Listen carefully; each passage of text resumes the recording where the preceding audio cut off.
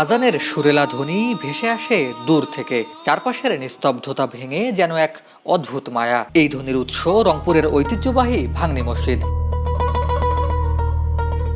মুঘল স্থাপত্য শৈলীর অপূর্ব নিদর্শন এই মসজিদটিকে ঘিরে রয়েছে ইতিহাস, রহস্য আর লোককথার এক বিস্ময়কর মেলবন্ধন। স্থানীয়দের বিশ্বাস, প্রায় 400 বছরের পুরনো এই মসজিদটি শুধু একটি ইবাদতের স্থান নয়, এ যেন অতীতের এক জীবন্ত সাক্ষী। ছোট বড় মিলিয়ে 48টি গম্বুজ, দেয়াল জুড়ে সূক্ষ্ম কারুকাজ আর নান্দনিক নকশায় গড়া এই স্থাপনাটি রংপুর শহর থেকে প্রায় 17 কিলোমিটার দূরে মিঠাপুকুর উপজেলার ভাঙনি ইউনিয়নে দাঁড়িয়ে আছে নীরবে, যেন শতাব্দীর গল্প বলছে সে।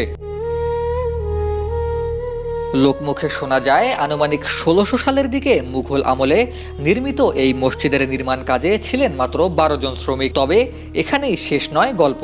গ্রামবাসীদের অনেকেই বলেন, সেই কাজে নাকি সাহায্য করেছিল একজন জিনও। গভীর রাতের অন্ধকারে নাকি দেখা যেত অদ্ভুত দ্রুততায় এগিয়ে চলে নির্মাণ কাজ। তাই এই মসজিদকে ঘিরে আজও রয়েছে রহস্যের আবরণ।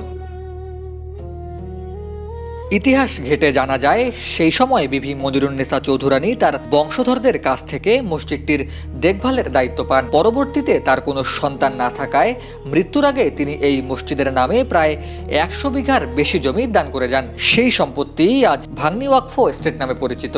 মসজিদের পেশ ইমাম ও খতিব আজমল হোসেন প্রায় 2 দশক ধরে তিনি এই মসজিদের ইমামতি করছেন। তার ভাষায়, এই মসজিদের প্রতিটি ইট যেন ইতিহাসের সাক্ষ্য বহন করে। যে মসজিদ, এটা হাতে তৈরি, মোগল আমলদের নকশা, কারুকার্য সব কিছু দেখে বোঝা যায়। মসজিদটির যিনি ওয়াকফ করেছেন তিনি হলেন একজন বিদুষী নারী, মনিরুন্নেসা বিবি চৌধুরানী। ওনার সন্তানাদি না থাকায় উনি ওনার সমস্ত সম্পদ এই মসজিদের নামে ওয়াকফ করে দেন। এটা শোনা কথা। এ বলে যে 13 জন কাজ করছে, 12 জন খাওয়ার সময় আছে এবং পারিশ্রমিক নিয়েছেন 12 জন। এগুলোর কথা আমরা এলাকাবাসী আমরা শুনি। স্থানীয় বাসিন্দা কুদ্দুস প্রতিদিন 5 ওয়াক্ত নামাজ আদায় করেন এখানেই। গল্পে গল্পে তিনি বলেন, এই মসজিদের ভেতরে ঢুকলেই এক ধরনের অদ্ভুত প্রশান্তি অনুভব হয়। গরমের দিনে ভেতরটা থাকে শীতল, আর শীতকালে আবার বেশ উষ্ণ লাগে, যেন স্থাপনাটির ভেতরেই লুকিয়ে আছে প্রকৃতির নিজস্ব কোনো রহস্য। এখানে খুব আরামদায়ক, মানুষ সাধারণত এই মনের টানে চলে আসে এখানে। এটি উষ্ণ, ওই মানে এক কথায় এসি রুমের মতো আর কি। কখনো গরমও ঠান্ডায় সবসময় মানুষ আরাম বোধ করে। এটি মোগল আমল থেকে যেমন যারা দেখতে চায় এভাবেই দেখে আসতেছে। জমিদারের কিছু ঐতিহ্য, কিছু মানে বাস্তবিটার কিছু চিহ্ন রয়েছে, এখনও দেখা যায় তাদের স্থপতিগুলো। তবে সময়ের সাথে সাথে মসজিদটির কিছু অংশে পরিবর্তন এসেছে। এক সময় এখানে ছিল মুঘলীয় নকশার পুরনো ছাদ, কিন্তু একটি পিলারে ফাটল ধরায় সেটিকে ভেঙে আধুনিক টিন শেড বসানো হয়েছে। স্থানীয়রা বলছে, এতে করে মসজিদটির ঐতিহ্যবাহী রূপ অনেকটাই হারিয়ে যেতে বসেছে। অনেক প্রবীণ, প্রাচীন যেটাই বলি না কেন আমরা, আপনি দেখেন ফুলগুলো এবং কারুকার্যগুলো কিন্তু অনেক সুন্দর, কিন্তু এটা অবহেলা। আসলে এই নকশা করার মতো এই মুহূর্তে আমার কাছে যেটা মনে হয়, যে আমি যতটুকু জানি যে প্রত্নতাত্ত্বিক যে একটা মন্ত্রণালয় বা সংস্থা আছে, তো এরা এদের এই আদি নিদর্শনগুলোকে সংরক্ষণ করার জন্য ওরা কাজ করে থাকে।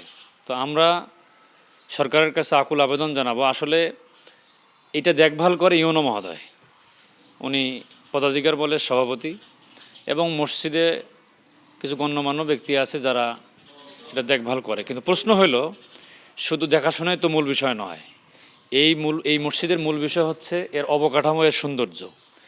এখন এই সৌন্দর্য রক্ষার জন্য কেউ কিন্তু কোনো পদক্ষেপ নেবে না, বা নিলেও করতে চাইতে পারবে না, করতে পারবে না। আর এটা করতে হলে একমাত্র সরকার যে সংস্থা আছে, প্রত্নতাত্ত্বিক যে সংস্থা, ওই সংস্থার মাধ্যমে যদি এটাকে উদ্যোগ নেওয়া হয়, তাহলে এই সৌন্দর্যগুলো বিলীন না হয়ে আরও সৌন্দর্য প্রস্ফুটিত হবে, সুন্দর হবে। তাই এলাকাবাসীর দাবি, প্রত্নতত্ত্ব অধিদপ্তরের আওতায় এনে যদি বিজ্ঞানসম্মতভাবে এই মসজিদটিকে সংরক্ষণ করা হয়, তাহলে হয়তো মসজিদটি আবারও ফিরে পাবে তার হারানো জৌলুস। আর তখন এই রহস্য ঘেরা মুঘল স্থাপনাটি হয়ে উঠতে পারে ইতিহাস আর পর্যটনের এক অনন্য আকর্ষণ।